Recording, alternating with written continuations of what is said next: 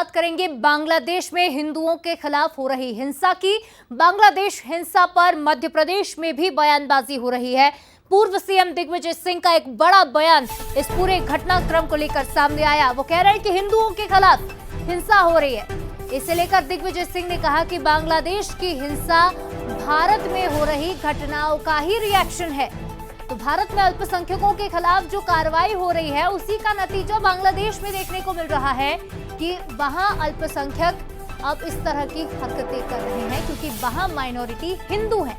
बांग्लादेश में भारत में हिंसा का रिएक्शन बांग्लादेश में देखने को मिल रहा है। आपको बता दें कि बांग्लादेश में हिंदुओं के खिलाफ हिंसा हो रही है। हाल ही में एक बेहद ही नृशंस घटनाक्रम हमने देखा जिसमें एक हिंदू व्यक्ति को अपनी बात कहने पर बेरहमी से पीटा जाता है। इतना पीटा जाता है कि उसे अधमरा कर दिया गया, उसके कपड़े उतारकर उसे उसके परिवार के सामने जिंदा जला दिया जाता है, बस इसलिए क्योंकि वो हिंदू है और उसने मंच से ये बात कही कि सभी को अपने अपने भगवान की, अपने अपने इष्ट की पूजा करने का हक है, सभी को अधिकार है कि वो जिसे चाहे उसे पूज सकते हैं। बांग्लादेश में हिंदुओं के खिलाफ हिंसा की निंदा करता हूं, ये कह रहे पूर्व सीएम दिग्विजय सिंह।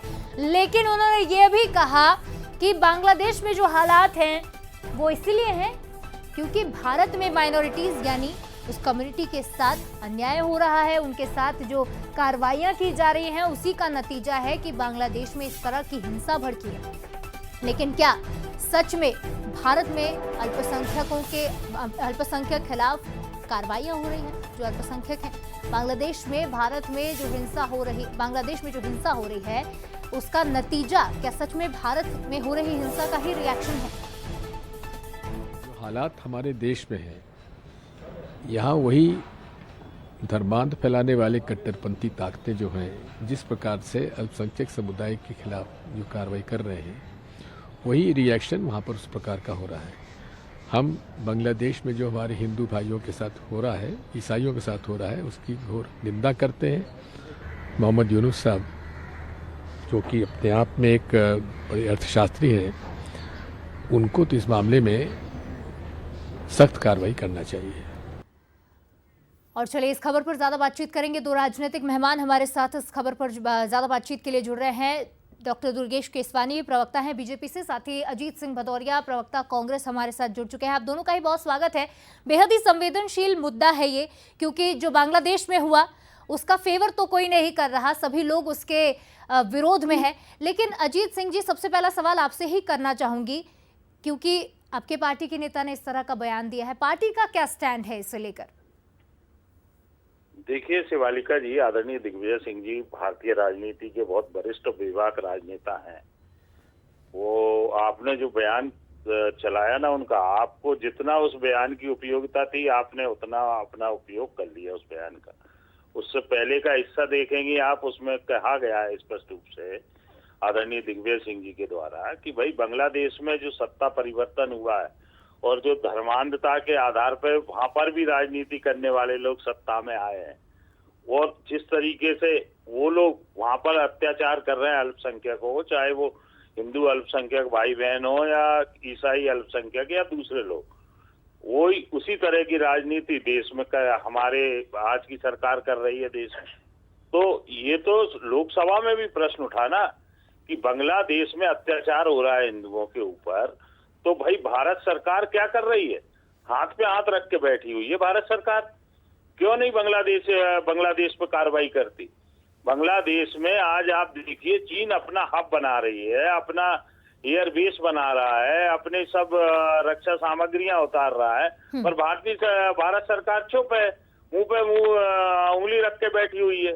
तो ये निश्चित रूप से ये बड़ा 2014 के बाद से, जब से नरेंद्र मोदी इस देश के प्रधानमंत्री बने हैं और उनकी कुनीतियों के कारण, चाहे हमारा पड़ोसी श्रीलंका हो, नेपाल हो, बांग्लादेश हो, दूसरे अन्य छोटे छोटे देश भी हो ना, मालदीव वगैरह, ये सब, इन सबों से संबंध कटुतापूर्ण हो गए हैं देश के, क्योंकि देश की सीमाओं के लिए अजीत जी, लेकिन पूर्व सीएम जो बात कह रहे हैं वो ये कह रहे हैं कि भारत में माइनॉरिटीज को प्रताड़ित किया जा रहा है, लेकिन हमने भारत में पिछले इन सालों में तो इस तरह का कोई वाकया नहीं देखा कि भीड़ ने किसी को जिंदा जला दिया हो। आपने जो बात कही है, जो आरोप लगाए हैं, उस पर जवाब भी मैं ले लेती हूँ। डॉक्टर दुर्गेश केसवानी भी हमारे साथ बने हुए हैं। दुर्गेश जी, जो आरोप लगा रहे हैं, कह रहे हैं कि 2014 के बाद से इस तरह के घटनाक्रम का शुरुआत हुई है, लोकसभा में भी सवाल उठे हैं, तो जवाब क्यों नहीं आ रहा, कोई कार्रवाई की बात क्यों नहीं कही जा रही? देखिए शिवालिका जी, कांग्रेस और दिग्विजय सिंह जी हमेशा हवा के विपरीत चलने का काम करते हैं। राजा साहब तो आतंकवादियों को जी कहते हैं, जाकिर नाइक को शांति का दूत बताते हैं और भगवे में उनको आतंकवाद दिखता है। अरे दिग्विजय सिंह जी, इतिहास तो उठा के देख लो। जब विभाजन हुआ था तो यहाँ पे अल्पसंख्यक कितने परसेंट थे? 2%, 3%। और आज अल्पसंख्यक कितने हो गए यहाँ पे हिंदुस्तान में? 30% के लगभग आबादी छूने को आ रही है। 9 राज्य तो ऐसे हैं जिनकी डेमोग्राफी भी बदल चुकी है। तो दिग्विजय सिंह जी क्या चाहते हैं?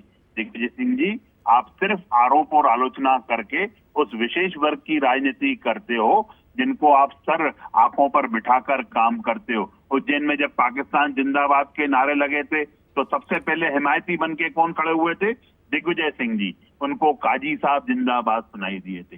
दिग्विजय सिंह जी उसी वर्ग की राजनीति करते हैं, उसी वर्ग के इर्द गिर्द घूमने का काम करते हैं और आज फिर उन्होंने अल्पसंख्यकों की चिंता करते हुए उन्होंने ये बात की। अरे यहाँ पे अगर प्रताड़ित होते तो क्या इतना रेशो बढ़ता क्या? आप बताइए शिवालिका जी, अगर यहाँ पे कोई इस तरह का होता। यहाँ तो सबका साथ, सबका विकास और सबके विश्वास को लेकर मोदी सरकार काम कर रही है। हमारी सरकारें यही इन्हीं के लेकर काम करती हैं और इसी मूल मंत्र को लेकर आगे बढ़ती हैं। पर इनका आप देखिए दिग्विजय सिंह जी का, फिर उस वर्ग के लिए रोने का काम करने का काम कर रहे हैं वो। अरे कहीं कोई प्रताड़ित नहीं है इस देश में। गंगा जमनी तहजीब है। प्रताड़ित वो है जो पत्थरबाज है, प्रताड़ित वो है जो आतंकवाद का साथ दे रहा है, प्रताड़ित वो है लेकिन जो जो बांग्लादेश में हो रहा है उसका विरोध सभी कर रहे हैं, लेकिन जो तस्वीरें सामने आ रही वो भयावह तस्वीरें हैं और जल्द से जल्द इस पर एक्शन लेना होगा, क्योंकि जिन लोगों के खिलाफ अत्याचार हो रहा है वो वहां पर माइनॉरिटीज भले ही हों लेकिन वो है हिंदू ही। अब देखना होगा इस पर क्या एक्शन लिया जाता है। लेकिन फिलहाल आप दोनों का ही बहुत शुक्रिया अपना अपना पक्ष रखने के लिए, बहुत धन्यवाद। और चलिए आज